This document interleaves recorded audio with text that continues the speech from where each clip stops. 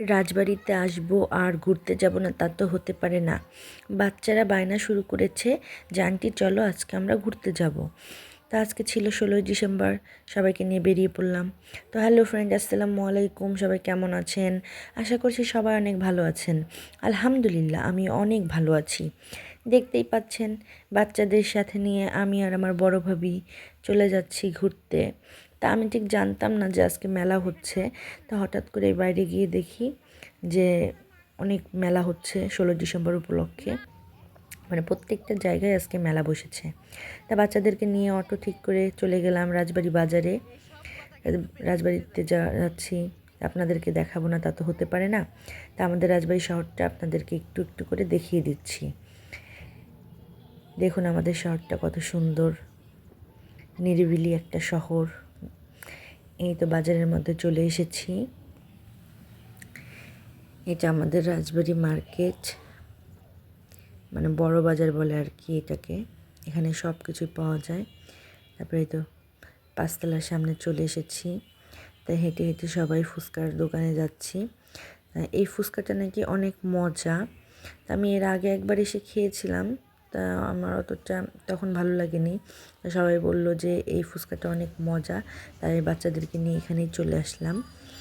তা সবাইকে খেতে দিয়েছি। বাচ্চাদেরকে আগে দিয়েছে কারণ ওরা ঝাল খাবে না, তো এই জন্য ওদের ঝাল ছাড়াটা আগে দিয়েছি। তারপরে আমরা সবাই নিয়েছি। দেখুন আয়াত কি বলে। আয়াতকে জিজ্ঞাসা করেছি কোন ফুচকা ভালো লাগে, ও কি বলে দেখেন। কোন ফুচকা বেশি ভালো লাগে, ঢাকার ফুচকা না রাজবাড়ির ফুচকা? রাজবাড়ির ফুচকা। ওর নাকি রাজবাড়ির ফুচকা বেশি ভালো লাগে। এই তো আমার ফুচকা চলে এসেছে, দেখুন দেখতেই কত লোভনীয়, তাই না? তারপর বাচ্চাদেরকে নিয়ে ফুচকা খাওয়া শেষ করে আবার গুটি গুটি পায়ে চলে গেলাম পান্না চত্বরের দিকে। তা আমরা হেঁটে হেঁটেই যাচ্ছিলাম কারণ আমি অনেক দিন পরে এসেছি। আমি সব কিছু দেখছি চারিপাশে আর একটু ভিডিও নিচ্ছি, এই জন্য হেঁটে হেঁটেই যাচ্ছি।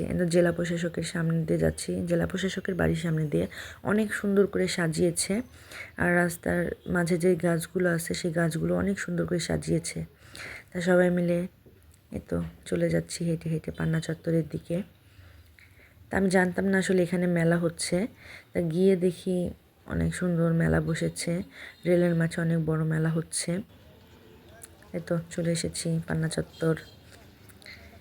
রাজবাড়ির মানুষদের অনেক আবেগের জায়গা এটা, আমারও আবেগের জায়গা। স্কুল কলেজে পড়ার সময় অনেক স্মৃতি আছে এখানে। এই তো বাচ্চারা সব কিছু পছন্দ করছে, কে কী নিবে। এটা উদ্যোক্তা মেলা আর কি, নান্নু টাওয়ারে হয়। তা বাচ্চাদেরকে নিয়ে পাশে একটা রেস্টুরেন্ট ছিল, রেস্টুরেন্ট বললে ভুল, ওইভাবে জাঁকজমক রেস্টুরেন্ট না, এখানে কফি শপ বলা যায়। তা ওদের নিয়ে একটু খাওয়া দাওয়া করে চলে আসলাম মেলায়। তা খাবারের ভিডিও করতে পারি নাই, যেহেতু খাবার অর্ডার দেওয়ার পর খাবার এসেছে, তারপর খেতে ব্যস্ত হয়ে গেছিলাম। তারপরে তো মেলা ঘুরে ঘুরে দেখাচ্ছি কী কী আছে এখানে। অনেক ধরনের স্টল বসেছে, ভালো লাগলো অনেক ঘুরে। আর পাশেই হচ্ছে কনসার্ট হচ্ছে, গান হচ্ছে। তা ওরা দেখছিল ওদের কী কী ভালো লাগে। তা ওদের এখান থেকে তেমন কিছু ভালো লাগেনি, তাই এখান থেকে কিছু নেয়নি। তো এখানে শুধু আমরা ঘুরে ঘুরে দেখেছি।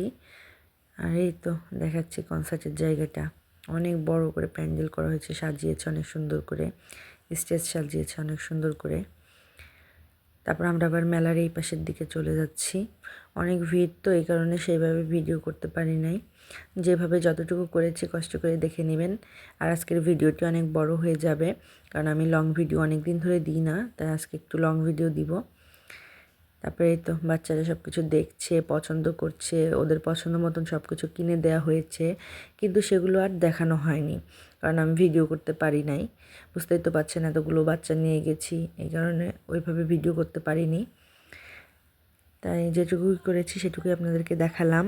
তো আজকের ভিডিও এই পর্যন্তই। আমার পাশে থাকার জন্য ধন্যবাদ। আমার সাথে থাকবেন, আশা করি আমাদের জন্য দোয়া করবেন। সবাই ভালো থাকবেন। আজকের মতন বিদায় নিয়ে নিচ্ছি। আল্লাহ হাফেজ।